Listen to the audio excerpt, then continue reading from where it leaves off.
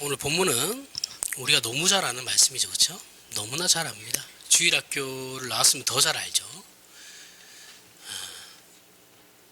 근데 이제 아는데 문제는 제대로 배운 적이 없다라는 겁니다. 그게 문제예요. 항상 그게 문제예요.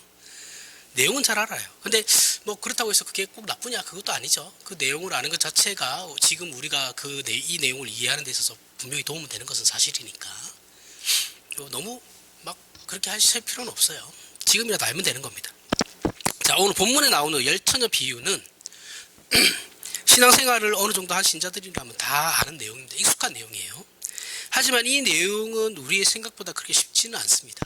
쉽지 않은 내용입니다. 그리고 신학자들 사이에서도 견해가 좀 있어요. 1차적으로 이 비유는 종말을 준비하는 신자들의 태도에 대해서 말하고 있죠. 태도와 자세를 가르치는 비유이고 13절에 나오는 말씀과 같이 깨어 있으라를 목적으로 하는 비유입니다. 언제 올지 모르니 깨어 있으라 이거죠. 우리가 보통 깨어 있음을 생각하고 오늘 본문을 살펴봤을 때 본문의 미련한 다섯 처녀와 슬기로운 다섯 처녀의 구별을 신랑이 올 때 미련한 다섯 처녀는 자고 있고 슬기로운 다섯 처녀는 자지 않고 있다가 신랑을 맞이했다 해야지 그럴듯한 내용이죠. 이거는 그죠? 맞잖아요. 미련한 자들은 잤고 슬기로운 자들은 자지 않았기 때문에 신랑이 오는 걸 알았고 그래서 그들을 맞이할 수 있었다. 이렇게 해야 이게 좀 내용이 좀 그럴듯하거든요. 근데 이제 본문은 그런 내용이 아니에요. 그죠? 그런 게 아니에요.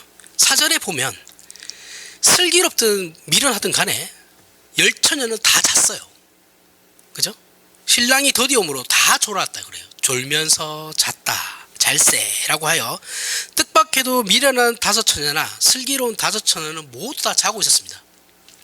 그러니 예수께서 말씀하시는 깨어있으라는 말씀은 우리가 옛날에 배웠던 식으로 잠을 안 자는 게 아니에요. 그죠? 그게 제가 앞에서도 여러 번 설명했죠. 잠을 자지 않는 것이 아닙니다. 그 의미가 아니다라는 거죠. 이것은 우리가 이미 마태복음 24장 마지막에 나오는 충성되고 지혜 있는 종과 악한 종으로 비유된 내용에서 살펴봤듯이 근신하여 깨어있으라와 같은 내용입니다. 같은 의미예요. 이 표현은 그저 잠을 자지 않고 눈 뜨고 있는 것이 아니고 잠자지 않으면서 막 기도하면서 눈 뜨고 있는 그런 게 아니고 맑은 정신을 가지고 살라는 거예요. 생각하는 삶을 살아라. 그걸 얘기하는 겁니다. 그래서 데살로니가 전서에서 이들은 낮에 속한 자들, 그죠? 신자들은 낮에 속하고 불신자들은 밤에 속한 자들, 어둠에 속한 자들이라고 이제 확인을 했었습니다. 다 했던 내용이에요.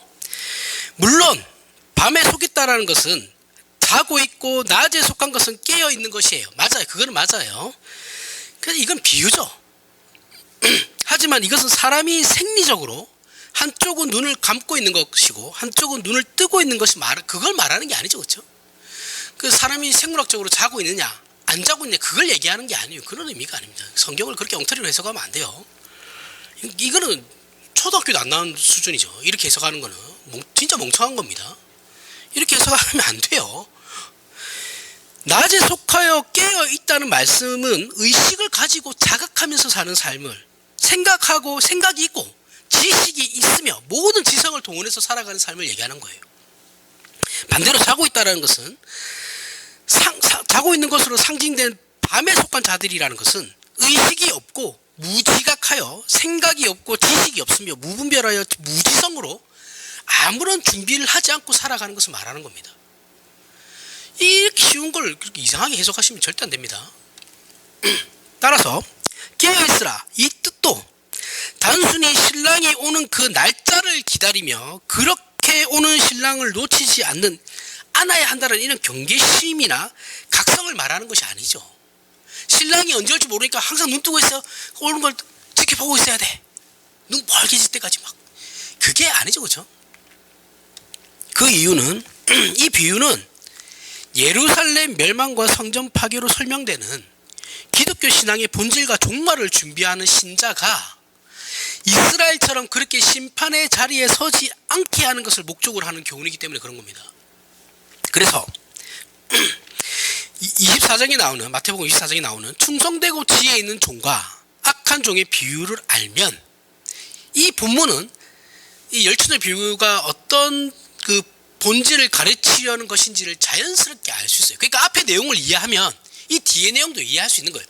같은 의미를 가지고 예수님께서 여러 가지 비유를 드시는 거예요. 그 뜻은 다 똑같아요.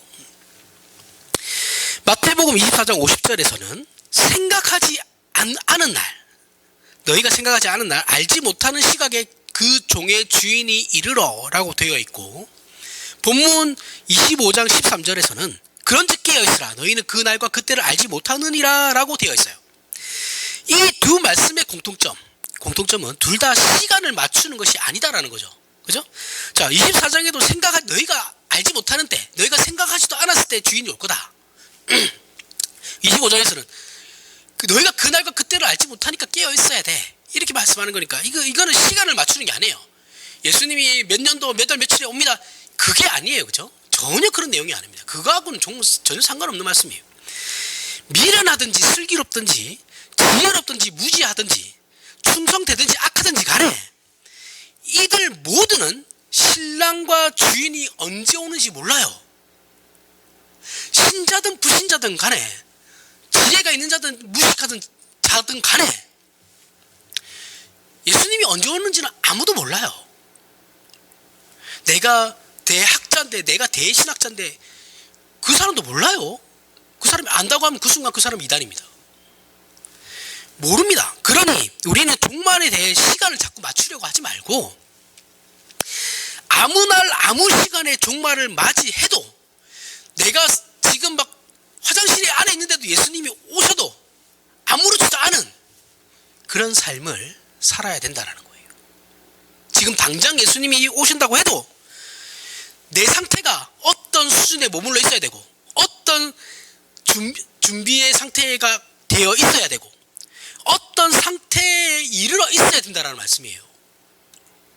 그 말씀을 하는 겁니다. 그렇게 살아가야 된다라는 것이 깨어 있다는 말씀의 의미입니다. 이해하시죠? 우리는 날짜가 중요하지 않아요. 날짜가 중요하지 않아요. 오늘 하루를, 그래서 항상 강조하는 게, 오늘 하루를 내가 신자로서의 삶을 최선을 다했냐, 그 문제를 가지고 계속 고민을 해야 되는 거예요. 본문의 열처녀 비유대로 하면, 자고 있다가 신랑이 온다고 하면 그때 일어나서 등불에 불을 붙이면 되는 거예요. 그죠? 다 자고 있었잖아요. 다 자고 있었으니까 자고 일어나서 신랑이 옵니다라고 얘기 들으면, 예수님이 하늘에서 빵 내려온다고 이제 그 전에 징조가 있으니까 그 징조를 보고 예수님 오겠나 하면 그때 우리가 준비하면 되는 거예요. 평소대로 잘 살다가. 잠은 열처녀가 동일하게 잤다니까요. 모든 신자든 불신자든 모두가 일상을 사는 거예요. 그냥 그렇고 그런 날을 살아가는 거예요. 이거는 신자라고 해서 특별한 날을 살아가는 게 아니죠. 그렇죠? 모두가 동일한 일상을 살아가는 거예요. 우리는 다 일상 안에서 살아가라. 그 안에서 내가 신자다움을 유지하느냐 안 하느냐의 문제인 겁니다. 전부 동일하게 자고 있어요. 전부 동일하게 일상 안에 있어요. 그러나 그녀들이 가지고 있던 등불에 기름이 채워져 있느냐 아니냐 때문에 결과가 나뉘는 거죠. 그렇죠? 이것이 오늘 본문의 핵심입니다. 다른 건 다 필요 없어요. 이것만 알고 있으면 돼요. 결국 열처녀의 등불에 기름이 채워져 있음과 그렇지 않음은 마태복음 24장 51절에서 주인이 악한 종을 심판하며 내린 판단의 기준 동일해요. 자, 주인이 악한 종에게 뭐라고 했냐면, 외식하는 자가 받는 벌에 처하리니 라고 했거든요. 이 열처녀도 동일하게 외식하는 문제가 들어가게 됩니다. 외식이라는 것은 표현하는 모습이 겉모습만 있고, 그 표현하는 모습이 당연히 가져야 하는 그 내용이 없는 것을 말하는 것이죠. 겉모습만 번지르하고 내용이 없는 것, 속빈강정 뭐 그런 거죠. 겉모습은 등불이지만 그 안에 기름이 없는 거예요. 등불은 다 가지고 있었어요. 그렇죠? 슬기로운 다섯 처녀든 간에 미련한 다섯 처녀든 간에 등불은 다 가지고 있었어요. 기름의 문제거든요. 이것은 지난 시간에도 살펴본 바와 같이 예루살렘 멸망과 성전 파괴가 제사장 국가로 부름 받았으나 하나님을 섬기며 또는 율법과 제사의식으로 표현된 내용들을 소유하는 데 실패한 이스라엘을 심판한 것임을 우리는 확인을 했고, 이것을 예수께서 한마디로 외식하는 자로 표현했어요. 그죠? 예수께서 이스라엘을 외식하는 자들이라고 표현했거든요. 자, 예수께서는 마태복음 23장부터 서기관들과 바리새인들을 향해 천국 열쇠를 가지고 자기들도 들어가지 않고 다른 사람들도 못 들어가게 막고 있는 외식하는 자들이라고 비판하고 계셨습니다. 계속해서 지금 23장, 24장, 25장 계속 외식의 문제예요. 구약의 율법이나 제사, 제도나 성전은 제도로, 규칙으로, 건물로 그 겉모습이 드러나요. 그죠? 제사도 겉모습으로 드러나요. 짐승을 잡고 피를 이렇게 바르고 다 이 겉모습으로 드러나죠. 그 제사 제도도 그렇고 성전도 성전이라는 건물이 서 있어요. 그 규칙이라는 것도 드러나죠. 드러나지만 그 안의 핵심은 다 예수 그리스도입니다. 율법은 다 예수 그리스도를 상징하는 것이거든요. 예수 그리스도의 모형이에요. 그런데 이스라엘은 예수님 없는 겉모습만 가지고 있죠. 그죠? 지금 이스라엘이 예수님께 비판받는 게 계속 그거잖아요. 너희는 겉만 멀쩡하다. 너희가 나를 믿지 않으니까 너희 안에는 하나님을 알지 못한다. 너희는 그렇게 얘기하고 계시잖아요. 그죠? 이스라엘이 하나님께 받은 구약의 제도들이 가지는 그 핵심을 놓쳐요. 얘네들은 놓쳤어요. 그러면서 어떻게 합니까? 겉만 화려하죠. 겉만 교회가 망가지기 시작하면 건물에 치중하게 됩니다. 건물을 꾸미는 데 치중하게 돼요. 본질을 놓치게 되면 그렇게 돼요. 외적인 것에 치중하게 됩니다. 가톨릭이 그랬어요. 로마 가톨릭 교회 성당 들어가 보십시오. 하나같이 웅장해요. 그렇죠? 아름답죠. 이쁩니다. 왜 그러겠어요? 내용이 없어서 그런 겁니다. 내용이 있으면 그렇게 안 해도 돼요. 예배 장소는 중요하지 않습니다. 이것이 이스라엘의 실패가 되어버린 거죠. 결국 등불에 기름이 채워져 있는지 없는지에 대한 문제에서 기름이 없다는 것은 외식하는 것이 되는 것이고, 외식하는 잘못을 저지르지 않으려면 등불의 핵심인 기름을 채우고 있어야 되는 거예요. 이렇게 기독교 신앙의 본질되는 예수 그리스도를 소유하는 것, 기름은 예수 그리스도죠. 여기서 그죠? 이 예수 그리스도를 소유하는 것, 이것을 이스라엘은 실패하고 구약의 성전으로도 실패했지만 예수께서 성육신 하심으로 그야말로 그때부터 열리게 된 이 신약 시대는 그 성전과 제사의식, 제의나 율법이 예표하고 상징하던 내용들을 실패 없이 이루셨는데, 어떻게 이루셨냐? 교회로 이루신 겁니다. 교회를 세우셨어요. 이스라엘의 율법과 제사의식과 성전을 없애버리시고 거기에 교회를 세우신 거예요. 성경이 말하는 교회는 눈에 보이는 이 조직교회를 말하는 게 아니라 그랬어요. 이게 아니에요. 이 2차적인 교회는 이 교회를 말하는 게 아닙니다. 그 교회를 말하는 것이 아니고, 구약시대에 하나님의 백성을 이스라엘이라 불렀던 것과 같이, 이 구약시대에는 하나님의 백성을 다 그냥 이스라엘이라 불렀거든요. 신약시대에 하나님의 백성을 부르는 호칭은 교회입니다. 그죠? 교회. 여러분은 다 하나님의 교회죠. 저도 하나님의 교회고 여러분도 하나님의 교회입니다. 다 교회예요. 구약은 하나님의 백성이 민족 단위였어요. 그죠? 이스라엘이라는 민족, 한정된 국한된 민족. 그 신앙의 규칙들이 제사, 제도나 율법이었다고 한다면 신약은 예수 그리스도를 머리로 한 그분의 몸으로 각 지체로 부름받아 그 머리와 함께 묶어버린 존재들이 하나님의 백성, 즉 교회라는 겁니다. 이거는 눈에 보이지 않는 거죠. 그렇죠? 개념상 그렇다라는 거예요. 이렇게 예수 그리스도의 몸된 교회 또는 신자들은 예수 그리스도와 함께 묶여 있어서 말하자면 외식할 수가 없죠. 그죠? 본질적으로 외식이 안 돼요. 왜냐하면 몸은 머리로부터 지시를 따르잖아요. 그렇죠? 외식이 안 돼요. 예수 그리스도를 내 안에 모시고 있는 사람들은 외식할 수 없어요. 개념적으로 그렇다는 거예요. 그럼에도 불구하고 우리는 외식을 해요. 그죠? 이 앞에서도 얘기했지만 개념적으로 그렇다라는 겁니다. 구약과는 그런데 차이가 있죠. 구약과는 달라요. 외식을 우리가 신자가 외식을 하는 것과 이스라엘 민족이 외식을 하는 건 완전 다른 겁니다. 이렇게 본문의 열처녀 비유로 등장하는 등불의 기름이 과연 예수 그리스도를 본질로 하는 근거와 원칙이라는 것을 이렇게 설명할 수 있는 겁니다. 그죠? 이 외식의 문제를 적용할 수 있죠. 그래서 그 기름이라는 것이 예수 그리스도를 상징한다라고 얘기할 수 있어요. 설명할 수 있습니다. 자, 우리는 요한복음 15장의 그 포도나무 비유를 정말 많이 살펴봤습니다.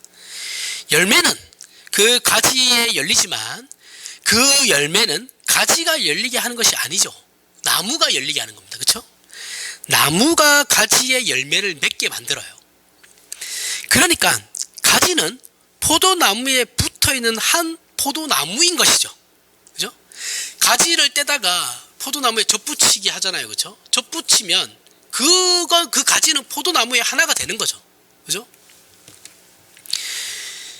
하지만 이 가지가 줄기로부터 분리되어 있으면 어떻게 되는 겁니까? 그냥 마른 막대기일 뿐이에요. 아무런 존재가 없어요. 그냥 마른 막대기예요.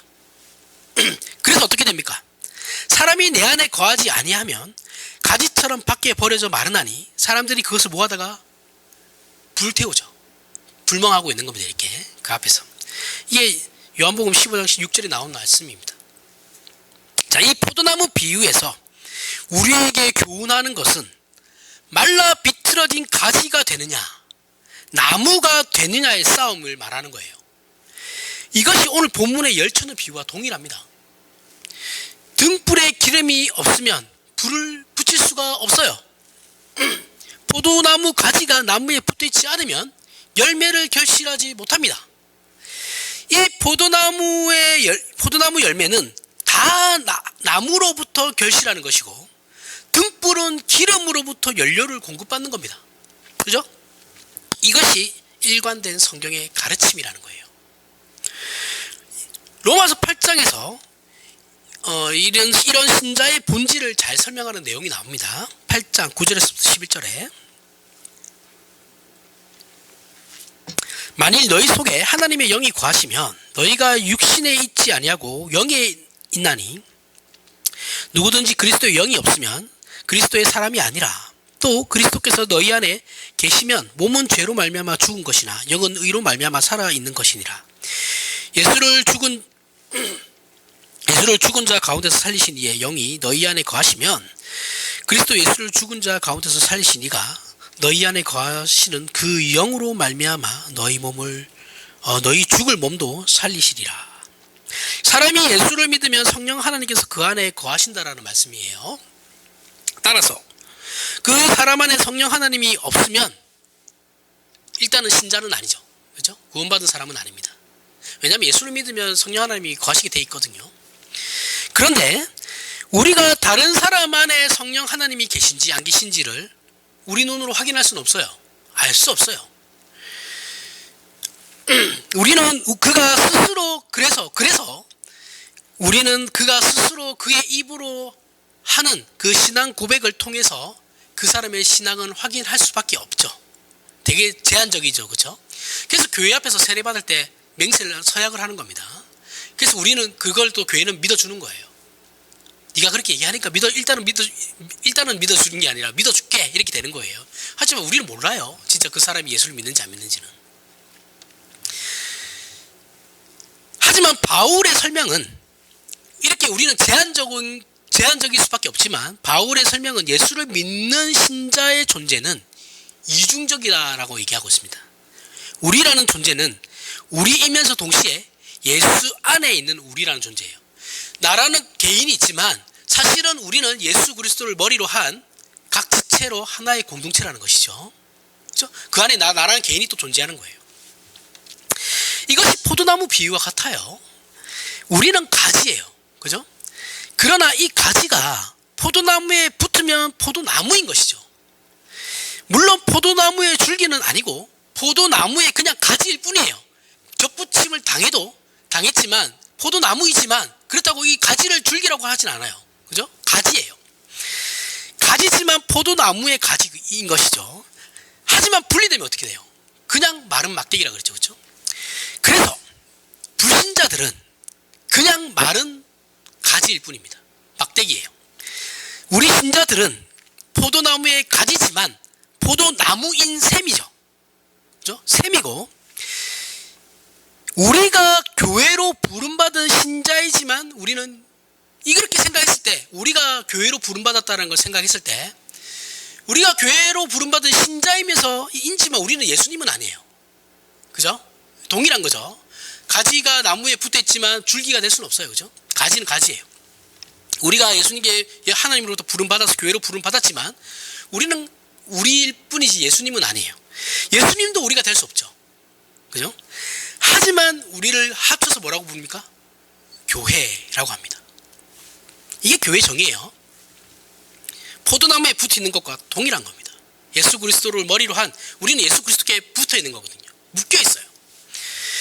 그래서 우리 신자라는 존재의 운명은 우리 자신이 혼자 책임지거나 자기 내 능력 안에서 결정되는 것이 아니에요.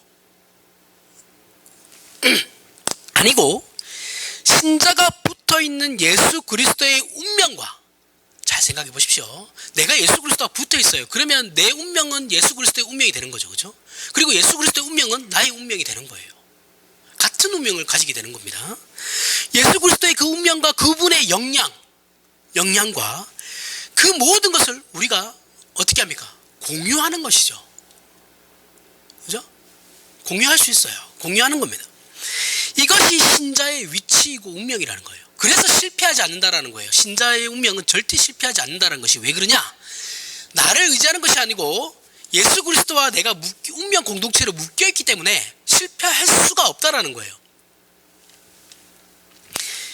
이 실패는 세상적인 개념으로 생각하시면 안 돼요. 그죠? 이건 지금 이 실패는 우리의 그 구원에 대한 얘기죠. 그죠?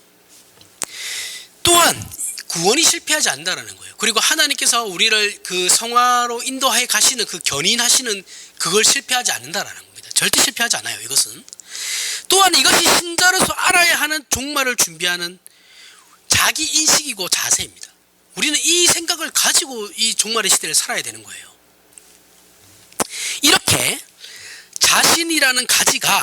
우리 자신이라는 가지가 포도나무에 제대로 붙어 있는지를 확인하라는 것이 오늘 본문에 등장하는 열처녀 비유에 나오는 그 등불에 기름이 채워져 있는가 그렇지 않은가를 말하는 겁니다. 그리고 이것을 앞에 충성되고 지혜 있는 종과 악한 종의 비유식으로 하자면 외식을 하지 않는 것이 되는 겁니다. 외식을 하지 않으려면 어떻게 된다고요? 예수 그리스도와 함께 묶여 있어야 되는 거예요. 그죠? 그래야지 내가 겉은 신자이지만 내 안에 예수 그리스도가 같이 동시에 존재할 수 있는 것이죠. 그죠? 하나님의 백성이라고 하면서 입은 말하지만 내 안에 예수 그리스도가 없으면 그 사람은 다 멸시하는 자가 되는 거예요. 이거 이해 가시죠? 이걸 교회라고 하는 거예요. 그러면 우리의 신앙 고백은 나는 예수를 믿습니다라고 말하는 것으로 끝나면 안 되죠. 나 예수 믿었으니까 구원받았으니까 끝, 이게 아니죠. 예수를 믿는다라는 것은 나는 예수 그리스도를 믿습니다라고 했을 때 그 예수를 믿는다라는 것은 예수께서 나의 죄를 위해 십자가에 달려 돌아가셨다라는 것과 내가 죄와 사망에서 구원 얻어 하나님의 자녀 된 것을 믿는 것이죠. 그걸 믿어야 구원을 받는 거니까. 그죠? 여기서 멈추는 것이 아니고 우리는 여기서 다 멈춰있죠. 그리고 맨날 요것만 돌려요.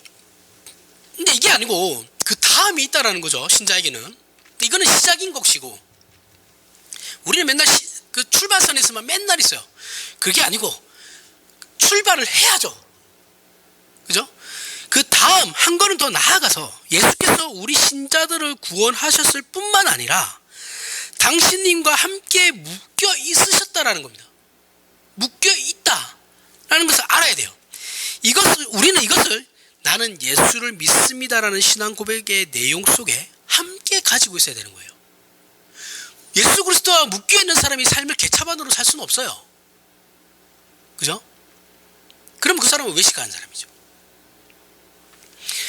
고린도전서 12장 12절부터 13절에 몸은 하나인데 많은 지체가 있고 몸에 지체가 많으나 한 몸인가 같이 그리스도도 그러하니라. 우리가 유대인이나 헬라인이나 종이나 자유인이나 다 한 성령으로 세례를 받아 한 몸이 되었고 또 다 한 성령을 마시게 하셨느니라. 자, 예수를 믿어 하나님의 자녀가 된 모든 신자는 성령으로 세례를 받아 한 몸이 됩니다. 한 몸이 돼요. 이게 교회라 그랬어요. 이 한 몸은 예수 그리스도와 묶인 한 몸으로서의 교회라고 설명을 했습니다. 예수를 믿는 사람이라면 예외 없어요. 이거는 예외가, 교단도 상관없어요. 모두가 그래요. 뭐 교단도 상관없고, 뭐 이거는 초교파적인 거죠. 복음이에요. 그 안에 성령 하나님이 계시고 예수 그리스도를 머리로 한 그분의 몸으로 부름을 받아 예수님과 운명 공동체가 되어 유기적인, 더 이상 하나님과 나와의 어떤 예수 그리스도와 나와의 가까워질 수 없을 만큼의 그런 가까운 긴밀한 그런 연합체가 되는 거예요. 삼위일체 하나님이 긴밀하게 연합되어 있죠. 그와 동일하게 우리도 예수님과 그렇게 긴밀하게 연합되어 있는 겁니다. 절대 떨어지지 않아요. 떨어질 수가 없어요. 이거 떨어진다고 하면 이상하게 되는 겁니다. 그럼 이제 그 알미니안주의로 가는 거예요. 떨어지지 않아요. 우리는 절대 떨어지지 않습니다. 이게 중요한 문제예요. 따라서 우리의 신자된 것은 우리의 신앙 고백 위에만 서 있는 것이 아니고 그 고백이 함의하고 있는 그 내용을 정확하게 동시에 알아야 된다는 거예요. 생판 모르는 사람한테 사형리를 전하면서, 사형리 전도 한때 많이 했죠, 그렇죠? 막 그러면서 저를 따라 기도해 주십시오 이러면서 나는 이제부터 예수님 믿습니다 따라하시려고 그 사람이 따라하잖아요. 그럼 그게 예수님 믿는 겁니까? 아니에요. 그렇게 하는 게 아니에요. 그런 식으로 전도를 하는 게 아니에요. 이 사람 성령이 하나님이 아니면 그런 고백을 할 수 없으니까 그 사람이 자발적으로 한 게 아니죠. 그건 내가 따라하라고 하니까 한 거잖아요. 그 사람이 정말 하나님 앞에 항복해서 내가 예수 그리스도 믿습니다 하는 게 아니잖아요. 그렇죠? 그렇게 하는 게 아닙니다. 그건 전도도 아니에요. 그냥 생색내는 거. 그렇게 하면 안 됩니다. 내용을 알아야 돼요. 내용을 알아야 고백을 하죠. 그래서 처음에 새 신자가 오면 교육을 시키는 거잖아요. 그렇죠? 그 교육이 정말 중요해요. 안 하니까 문제지. 나는 예수를 믿습니다라는 고백이 마치 내 자신이 예수를 붙잡았고 이것이 우리 신앙의 토대가 되면 안 돼요. 그렇게 전도를 하면 결국 그 사람은 내가 그래서 결국 내가 예수 믿은 거잖아 이렇게 되어버리거든요. 그렇게 전도하는 게 아닙니다. 내가 예수를 붙잡고 있다라고 생각하면 그 순간 망하는 거예요. 엇나가요. 이 기독교를 심각하게 잘못 알고 있기 때문에 그런 것입니다. 지난 시간에도 설명했지만 기독교 신앙은 교회와 십자가를 균형 있게 강조해야 돼요. 어느 하나를 더 강조할 수 없어요. 똑같이 강조해야 되는 겁니다. 그런데 한국 교회는 교회보다 십자가를 상대적으로 더 강조하고 있죠. 그죠? 이게 복음주의의 영향이에요. 그래서 이 균형이 깨졌어요. 물론 십자가는 아무리 강조해도 지나치지 않는 것이죠. 그런데 이 복음주의의 영향을 심각하게 받은 한국 교회는 이 십자가만을 너무 강조한 나머지 나의 믿음, 나의 선택, 나의 열심, 나의 봉사, 나의 헌신에 대한 신앙만을 생각하고 우리가 예수 그리스도와 함께 묶여있다는 부분에 대한 이해가 전혀 없습니다. 그러니까 교회 공동체가 박살나는 거예요. 별것도 아닌 거 가지고 싸워가서 교회가 분열이 되고 그 안에서 치고받고 싸우는 일까지 일어나는 겁니다. 경찰들이 동원되고 그 교회는 앞으로 전도하기 힘들겠죠. 그 지역에서는 그래요. 그런 교회에 누가 가겠어요? 우리에게 이 부분에 대한 이해가 없으면 우리는 자꾸 우리 신앙의 근거와 기준을 내 자신으로 삼아요. 내가 믿은 거잖아. 이렇게 되어버린다고요. 하지만 기독교 신자는 이보다 더 나아가야 하는 존재들이죠. 그죠? 우리가 우리 자신의 노력과 열심으로 하고 있는 것은 말하자면 혼자서 무엇인가를 배우려고 하는 사람과 똑같은 겁니다. 독학을 할 수 있어요. 그런데 항상 독학은 한계가 있습니다. 그래서 무엇인가를 배우려면 그 분야의 전문가를 찾아가는 거예요. 그래야지 실수도 적고 나중에 그 한계도 뛰어넘을 수 있는 거죠. 혼자서 할 수 있는 게 아닙니다. 특히 신앙은 혼자서 절대 하지 못해요. 이런 문제 때문에 한국교회는 신앙에 대해 정말 모호하게 얘기해요. 이것도 아니고 저것도 아니듯 이런 식으로 가요. 내용으로 잊지 않고 언제나 열심만 강조해요. 그죠? 열심만 하면 된대요. 그러면 믿음 좋대. 그 안에 뭐가 있는지도 모르는데 기도 열심히 하고 있어요. 보고 있으면. 그러면 목사 입장에서 저 사람 신앙 요즘 좋아지고 있구나 이렇게 생각한단 말이죠. 그 무슨 내용을 가지고 기도하는지도 모르면서. 너무 많이 봤어요. 그런 사람들. 그래 나중에 중직에 앉혀요. 말이 많아지죠.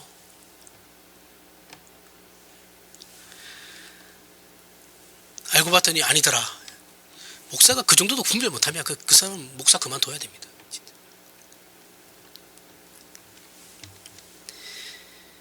이런 단어들만 사용해요. 열심, 감격, 헌신.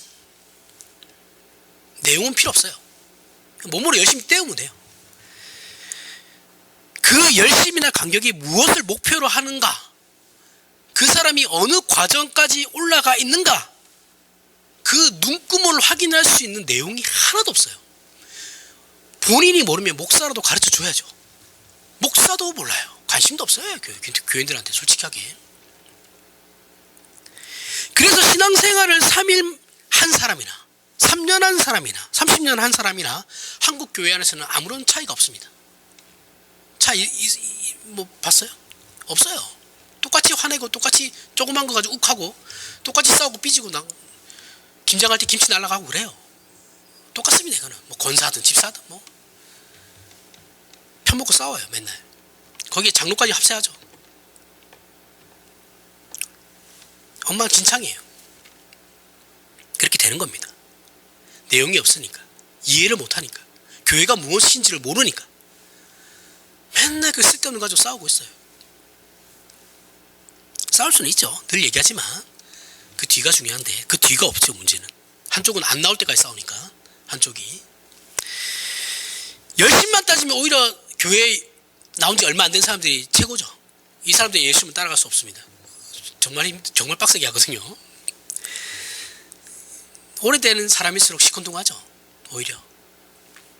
그 이유는 먼저 한 것에 대한 신앙생활을 오래 먼저 시작한 사람이 자신의 위치가 어디쯤, 자신의 신앙의 실력이 어느 쯤에 와 있는가에 대한 확인할 수 있는 내용을 가지고 있지 않거든요.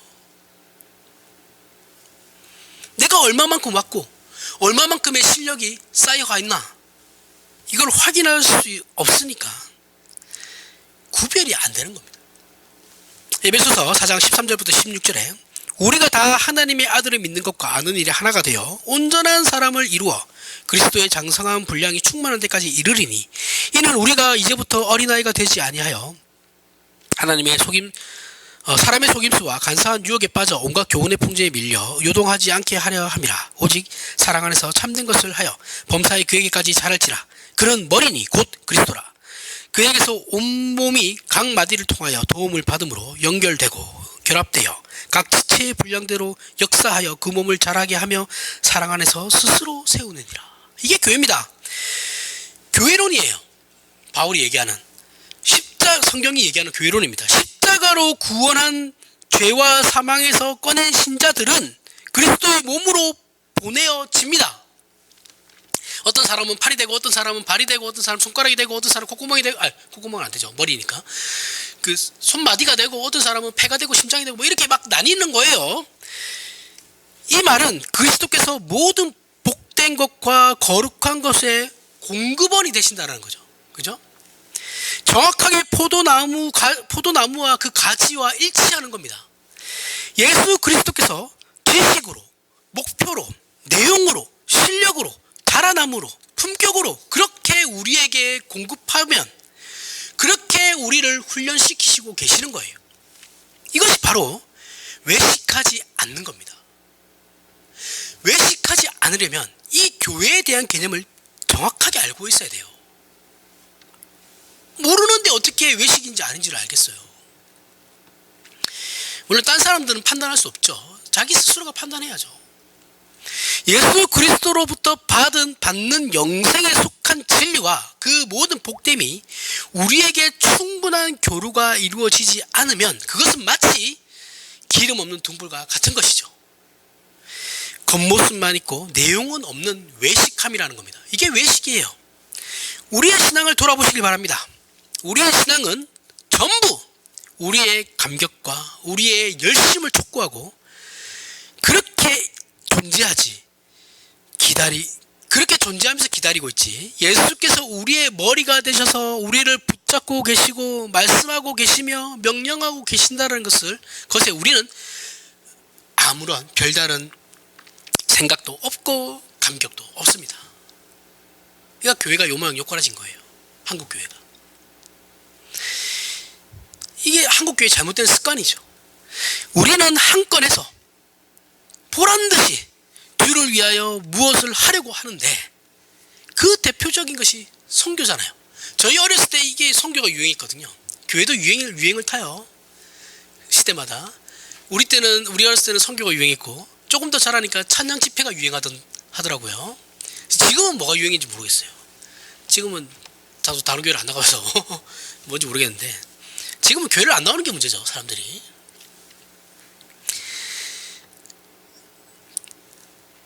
한국 교회는 그래서 신앙을 어떻게 얘기합니까? 비장하게 얘기해요. 비장. 야, 신앙은 목숨 걸고 하는 거지. 비장하고 드라마틱하게 만들죠. 그죠? 물론 이것도 가치가 있는 겁니다. 가치가 있고. 한데 본질이고 목적은 아닙니다. 그죠? 선교가 기독교의 본질은 아니에요. 자꾸 선교를 그 교회의 어떤 교회의 본질로 삼는 분들이 계신데 선교는 절대 전도와 선교는 절대 교회의 본질이 아니에요. 교회의 본질은 예배하는 겁니다. 선교를 하는 이유는 뭐겠어요? 그 지역에서 하나님께 예배하기 위해서예요. 이해가세요? 그게 목적으로 선교를 하는 것이지 선교해가지고 뭐 교세를 내는 이게 아니에요. 이러한 신앙을 가지게 되면 사람은 어떻게 됩니까? 하나님께서 나에게 보란듯이 봉사할 기회만 주시면 이 봉사할 기회라는 것은 돈을 달라는 거죠. 그죠? 이라고 마치 복권 당첨되는 날 그날만을 기다리듯이 기도한단 말이죠. 우리는 근데 그렇게 신앙생활을 해요. 매주 교회당 나오면서 언제쯤 하나님께서 나에게 한몫 주시려나 이런 마음을 가지고 마치 여태껏 자신에게 하나님께서 아무런 기회도 주지 않은 것처럼 그렇게 아무것도 하지 않으면 이거는 신앙생활이 아니죠. 우리는 예수 그리스도와 묶여있는 상태입니다. 신자라고 한다면 내가 정말 예수 그리스도를 진심으로 믿고 있다고 한다면 우리는 그 사람은 예수 그리스도와 묶여있는 존재예요. 그런 상태입니다. 우리는 세미한 그분의 음성을 들어요. 말씀을 통해서 들어요. 듣고 작은 일을 해야 되는 겁니다. 이것이 마태복음 25장에 나오는 나중에 마지막에 등장하는 양과 염소 비유예요. 교회란 예수 그리스도를 머리로 하여 그분과 묶여 있어서 영생에 속하는 모든 것을 공급받고 명령받으며 훈련받는 것과 함께 이 내용을 내 것으로 만들기 위하여 우리 지체끼리 연합하게 되어 있어요. 지체끼리 연합하지 않으면 한 몸이 될 수 없죠. 그렇죠? 따로 놀지 않잖아요. 몸은. 그래서 신앙생활이라는 것은 이 묶임을 인정하고 적극적으로 동참하는 겁니다. 참여하는 거예요. 예수 그리스도와 묶임을 확인하는 것은 기도와 말씀을 통해서 확인하죠. 기도라고 했지만 사실은 기도도 결국은 말씀으로 가는 거예요. 말씀을 통해서 확인하는 겁니다.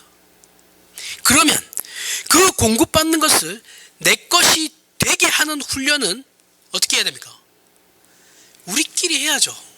지체들끼리 하는 거예요. 신앙생활이라는 것이 우리가 세상에서 가치 있게 생각하는 것들을 하나님께 드려서 예배당을 짓고 선교사를 파송하고 특정 단체나 개인을 돕고 구제하는 것만으로 생각하면 그건 틀린 거예요. 잘못된 신앙입니다. 물론 이것도 하나의 훈련 방법이에요. 맞습니다. 방법이고 하나님께서 맡기신 봉사 중에 하나인 건 맞아요. 하지만 가장 중요한 것은 우리 지체끼리 모여서 우리끼리 훈련하면서 그 안에서 지지고 볶는 것을 잊으면 안 된다라는 거예요. 이걸 잊고 어떤 봉사를 하겠다, 이걸 잊고 전도를 하겠다, 이거를 잊고 선교사를 파송하겠다, 아무 의미 없습니다. 이해가세요? 교회에 대한 이해가 없으면 그 어떤 일을 해도 그건 의미가 없어요. 지지고 볶는 거예요. 우리 신자들은 예수 그리스도와 묶인 것을 무엇으로 확인하고 실천해야 되느냐? 그러면 나는 예수 그리스도와 묶였다고 하는데 이걸로 내가 어떻게 확인할 수 있습니까? 성도끼리 묶여 있는지를 가지고 확인하면 돼요. 내가 내 안에 신앙 공동체 안에서 내가 저 사람들에게 어떻게 대우하고 있나? 내가 저 사람들을 어떻게 대우하나? 그걸로 확인하면 되는 겁니다. 이해가세요? 어떤 율법사가 예수께 와서 선생님, 율법 중에 제일 큰 계명이 무엇입니까? 라고 묻습니다. 예수께서 하신 대답이 내 마음을 다하고 목숨을 다하고 뜻을 다하여 주 너희 하나님을 사랑하라 하셨으니 이것이 크고 첫째 되는 계명이요 둘째는 그와 같으니 내 이웃을 내 몸과 같이 사랑하라 하셨으니 라고 말씀하셨습니다. 하나님 사랑은 이웃 사랑으로 반드시 나오게 되어 있어요. 여러분 안에 예수 그리스도가 있습니까? 그럼 예수 그리스도께서 머리가 되신 것이고 우리는 교회로 지체로 부름을 받은 공동체예요. 그럼 그 공동체는 지지고 볶는 거거든요. 그걸 어떻게 확인한다고 했습니까? 내가 저 사람을 어떻게 대하고 있나? 부부도 마찬가지죠. 그렇죠? 마찬가지예요. 다. 이웃사랑으로 나올 수밖에 없어요. 그게 하나님의 사랑입니다. 우리가 예수님과 묶여 있다면 지체들끼리 남남일 수가 없죠. 손이 혼자 일을 할 수 없고 발이 혼자 일을 할 수 없어요. 오늘날 신자들은 자신이 신자임에도 불구하고 교회를 굉장히 부정적으로 생각해요. 그죠? 조직교회로 되게 부정적으로 생각합니다. 그래서 여러분 얘기했지만 가난한 성도라는 있지도 않은 말도 만들어냈어요. 한국교회가 왜 이런 상태가 되었습니까? 교회의 실제적인 의도가 무엇인지 모르기 때문에, 교회의 존재를 모르기 때문에 그런 거예요. 교회가 무엇 때문에 존재해야 되는지를 모르기 때문에 그런 겁니다. 이 가르치는 교회가 없어요. 맨날 두리뭉실하게 가르치죠. 배우긴 배워요. 근데 그게서 그래서 교육을 받는 입장에서는 그렇게 되는 거거든요. 그게 이해를 못하는 거죠. 교리를 가르쳐도 잘 가르쳐야 됩니다. 좀 교리 웨스트 신앙 고백서 그냥 읽고 그것만 얘기한다고 교인들이 다 이해하나요?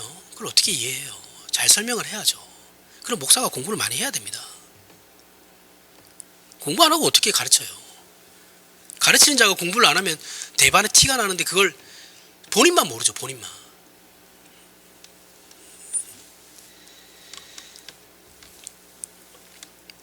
교회가 완벽한 성인들의 모임이라고 생각해요. 그렇죠? 야, 나 예수님 믿는데 교회는 안 나가. 왜? 교회는 다 돈 놈 같아. 교회가 성인들의 모임이라고 생각하기 때문에 그런 거예요. 교회는 죄인들의 모임입니다. 우리 많이 얘기하잖아요. 그렇죠? 눈에 보이는 가시적인 이 교회는 우리가 이 땅에 제한된 이 땅에 살아가면서 우리에게 필요한 훈련장이에요. 이해하세요? 하나님이 우리를 교육시키는 장소입니다. 여기는 완벽한 사람들이 모이는 완벽한 곳이 아니에요. 이 생각을 안 하고 있으니까 교회만 가면 야 교회는 다 착한 사람들만 모이고 이런 걸로 생각해요. 그래서 조금만 해도 나가버리죠. 그렇죠? 이 땅에 그런 곳은 존재하지 않습니다. 이 땅에 낙고는 없어요. 조직교회에 우리처럼 이게 눈에 보이는 이 조직교회에 모여든 사람들은 원래 자기밖에 모르던 사람들이에요. 그죠? 생각해보세요. 내가 예수 믿기 전에 나밖에 몰랐어요. 나밖에 모르고 자기 마음대로 살던 사람들인데 예수 믿어가지고 어떻게 해야 됩니까? 자신의 머리를 예수님께 양도하고 그분의 수적으로 모인 곳이 교회예요. 그러니 당연히 잘 안 되죠. 안 될 수밖에 없어요. 왜요? 원래 살던 방식과 다르게 살아야 하는 거잖아요. 내가 원래 살던 방식이 있는데 그걸 다 버리고 지금 예수님의 뜻대로 살려고 하는데 그게 잘 되면 이상하죠. 그거 잘 되는 사람이 어디 있어요? 안 돼요. 서로가 서로에게 미흡해요. 이걸 인정해야 된다고요. 인정을 하지 않으니까 문제가 되는 겁니다. 미흡함을 인정하고 이 교회도 죄인들의 모임이라는 것을 인정을 해야 돼요. 그러니까 당연히 그러면 이 교회도 한계가 있고 제한적이구나라는 것을 받아들이셔야죠. 이걸 모르니까 처음에 교회 왔다가 놀라가지고 다 도망가죠. 그렇죠? 이들은 교회는 반듯한 사람들이 오는 곳인 줄 알고 있어요. 그러다 보니 알았는데 그렇게 알고 왔는데 와보니까 각종 환자들은 다 모여있거든요. 종합병원이에요. 그죠? 그 중에 제일 심한 것이 마음의 병이죠. 질투하고 시기하고 임직에 떨어졌다고 교회 안 나오고 그런 사람은 시키면 안 돼요. 그냥 떨어지면 나오지 말라고 하십시오. 그냥 뭘 가서 또 달래고 있어요. 냅둬요. 그냥 뭘 달래입니까? 자꾸 달래기는 달랠 때 달래야죠. 그런 거 가지고 달래면 어른도 아니 어른이 그런 거 가지고 삐지면 어떡해. 어른이 그게 어른입니까? 그것도 내 맘 목사가 뽑았나요? 투표해서 뽑은 건데 그럼 좀 잘하시던가 평소에 교인들한테. 자기가 못났는데 왜 그걸 목사 탓하고 교회 탓을 합니까?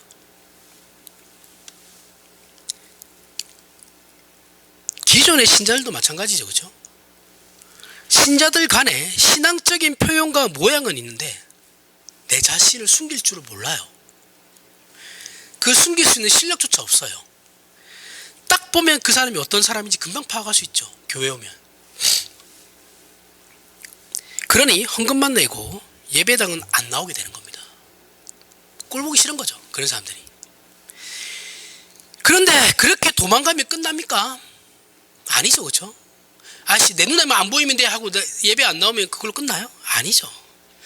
여러분 자녀가 단순히 공부하기 싫다고 학교 안 간다고 하면 그래 가지 마 이렇게 합니까?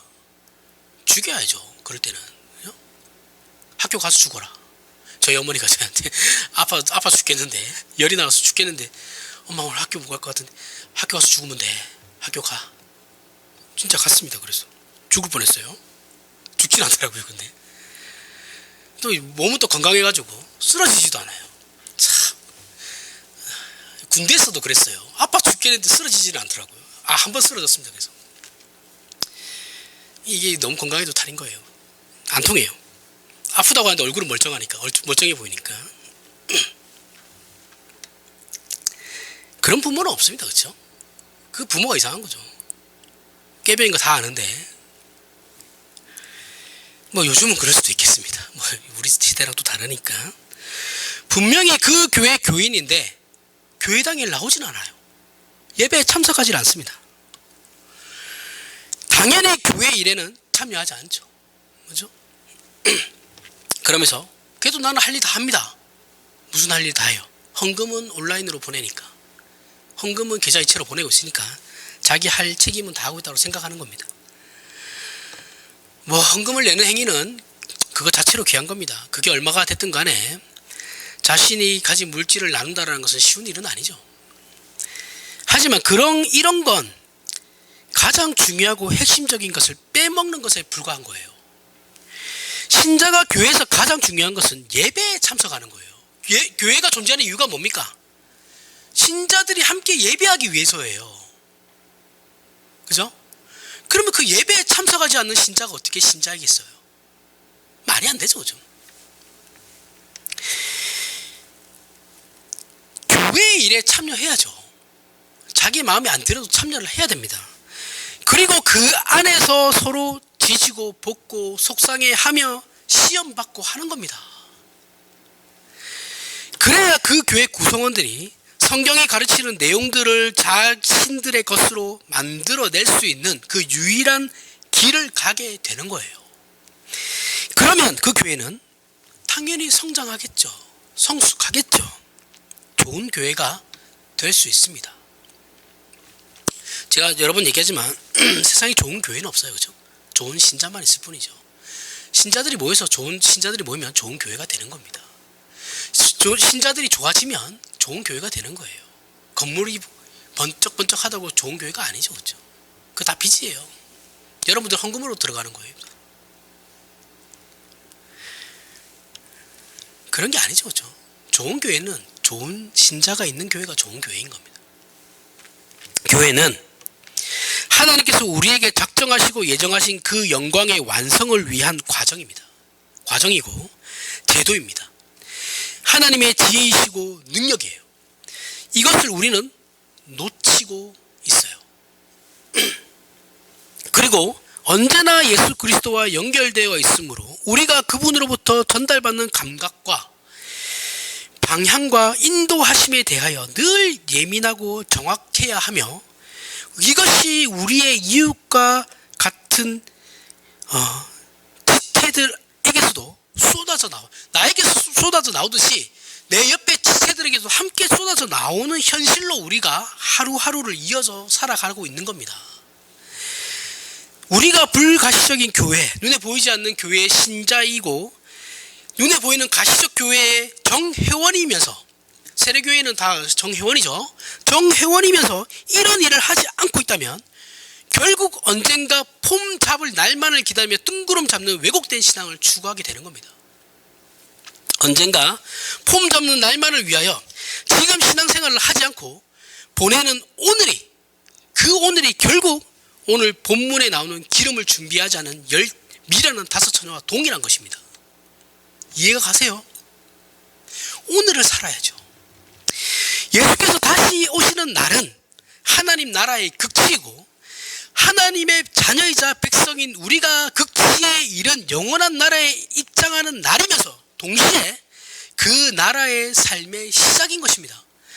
그러면 그 나라 백성 다 와야죠. 하나님 자녀 다 와야죠. 그 준비를 위해서 이미 이 땅에 임한 하나님의 나라에서 그리고 교회와 세상을 통해 우리가 훈련받고 있다는 것을 깨달으셔야 됩니다.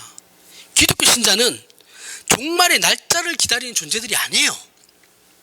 날짜를 세면서 눈을 뜨고 밤을 새우는 것으로 종말을 기다리는 것이 아니고 극치에 이를 하나님의 나라와 하나님의 자녀다움이라는 완성의 자리로 가기 위해 우리는 지금이라는 시간을 부여받고 있는 거죠. 이것이 신자된 책임입니다. 신자는 단순히 전도 봉사 같은 일을 하라고 부름받는 것이 아니에요. 그건 부차적인 겁니다. 1차적으로는 신자인 우리 자신의 성화를 위해서 부름받는 거예요. 내 자신을 위해서 부름받는 거라고요. 내 자신의 그 성화도 바뀌어감, 하나님의 자녀다움을 위해서 부름받는 거라고요.